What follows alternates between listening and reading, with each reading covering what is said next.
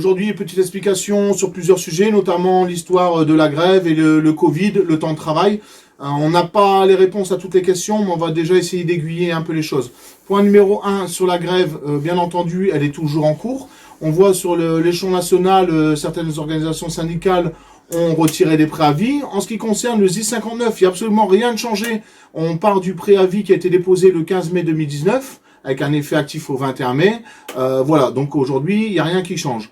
Après, bien entendu, la grève, elle passe dans un plan secondaire par rapport à ce qu'on passe aujourd'hui, même si les revendications sont légitimes. Il y a cette histoire de Covid-19.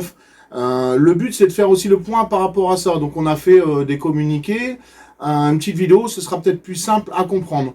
Dans le fonctionnement, on a eu un rendez-vous avec l'administration la semaine dernière pour expliquer et voir un petit peu comment ils voyaient les choses. Aujourd'hui, l'administration, elle fait comme elle peut face à ce qu'elle voit. Voilà, on aurait pu anticiper peut-être les choses par rapport à d'autres sujets, au CHS ou autre, peu importe. Bref, aujourd'hui, on est tous dedans, on est tous dans la même merde. Comment on fait?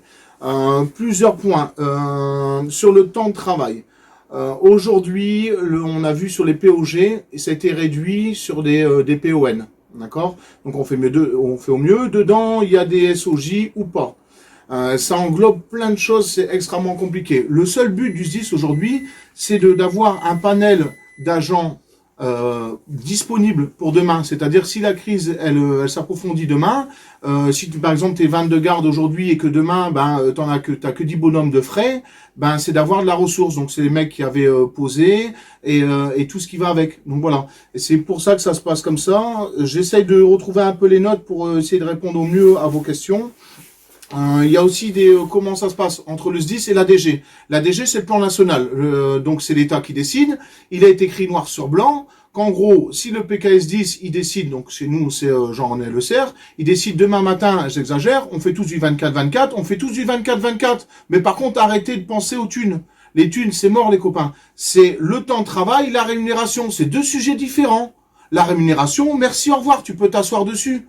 On est sur un temps de travail. Après, il faut savoir ce qu'on veut. On a un service public d'urgence, on le défend toute l'année. Aujourd'hui, il y a besoin d'être présent. Le but, c'est d'être présent. Et après, l'administration, elle fait au mieux pour minimiser les effectifs par rapport à la situation OP et surtout garder de la réserve pour demain si ça part en couille. Voilà pour essayer de résumer au mieux ce qu'on peut vous dire sur les SOJ. Il y a des propositions qui tombent au niveau des chefs de centre en général qui proposent à des SOJ de monter des 24. Alors, celui qui vous propose de monter des 24 heures et que ça compte 17, c'est encore quelqu'un qui a un petit problème de réflexion. Le temps de travail, la rémunération. Le temps de travail, un SOJ travaille 12 heures. S'il vient 2 fois 12 heures, il prend 24 heures. Basta, c'est comme ça. C'est-à-dire qu'au lieu de venir mercredi après-midi en sureffectif, il va venir mardi de nuit. Au final, ça change rien. Monter un 12 pour un 12 et il arrange le service. Et en plus, après, dans les calculs, sinon, c'est des trucs, des comptes d'apothicaire, c'est impossible à gérer en fin d'année. Donc voilà, sur les copains qui viendraient éventuellement à monter des 24 supplémentaires. Je rappelle que le temps maximum c'est 2256 heures, 47 gardes semestriels, il y a possibilité qu'il y ait plus. Après, le but, c'est que en fin d'année, ces agents puissent poser pour récupérer leurs heures et retomber au quota réglementaire. Voilà ce qui est vu. Donc je rappelle, temps de travail, la DG, elle dit que les PKS ils font ce qu'ils veulent. Au SDIS 59, il y a pour l'instant une intelligence de fonctionnement, c'est-à-dire préserver les mecs qui sont de repos pour les préparer au pic d'épidémie qui risquerait d'arriver d'ici une dizaine de jours. Après, on n'est pas Nostradamus, on ne sait pas comment ça va se passer.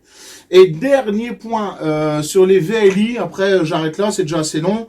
Sur les VLI, on a vu notamment sur Denain et Caudry. Donc avant, quand je dis avant, c'est la semaine dernière, sur le POG de la semaine dernière, il y avait un mec qui était destiné à conduire la VLI, mais il était prévu dans le POG. Aujourd'hui, ils ont réduit les POG, et en plus, il faut mettre un mec conducteur en pied. Clairement, c'est hors de question. Soit ils mettent plus un à l'effectif et mettent un conducteur VLI, même si on n'est pas, on va dire, assermenté à faire ce genre de choses ni qualifié. Mais bon, on rentrera pas dans les détails. Voilà, en tout état de cause, s'ils baissent le POG, c'est pas pour en faire plus. Voilà, en point d'ordre final, on fait au mieux. Les dossiers sont compliqués, ils sont longs, on accompagne l'administration, mais on veille au grain. Si vous avez des retours dans vos centres de secours, notamment de chefs de service qui abuseraient du système, parce que malheureusement ça arrive, il y en a très peu, mais ça arrive, remonter par les délégués de secteur, et au moins comme ça, on pourra faire un petit point d'étape avec l'administration. Voilà, on fera au mieux, on vous tiendra au courant pour les prochaines étapes. Bonne journée, bon courage.